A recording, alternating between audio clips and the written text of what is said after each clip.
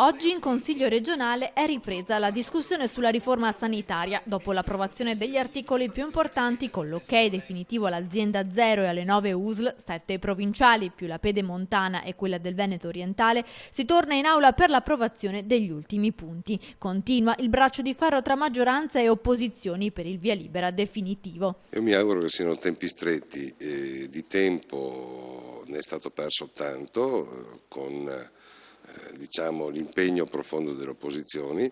L'auspicio è che si arrivi in fretta ad approvare questa riforma per il bene del Veneto e dei veneti. Ricordo che questa riforma non va a toccare minimamente quella che è la programmazione sanitaria, va a toccare solo l'ambito amministrativo burocratico per snellirlo e non per appesantirlo.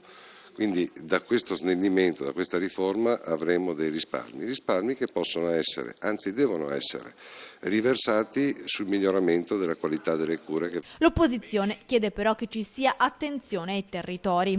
Noi chiediamo che territori come l'Alta Padovana, come l'area del Garda, territori che hanno le loro peculiarità, che hanno dimostrato soprattutto capacità anche di, con investimenti magari anche ridotti, di avere alte prestazioni sanitarie, vengano riconosciute, mantenendo nel territorio soprattutto quegli investimenti che servono per quella sanità, per quei cittadini che pagano le tasse, rispetto a altri che ora si trovano dei buchi come Padova e Monselice. Per la maggioranza però si sta seguendo l'esempio dell'Emilia-Romagna, regione benchmark come il Veneto che ha 9 USL e quella di Bologna conta 1,5 milioni di abitanti.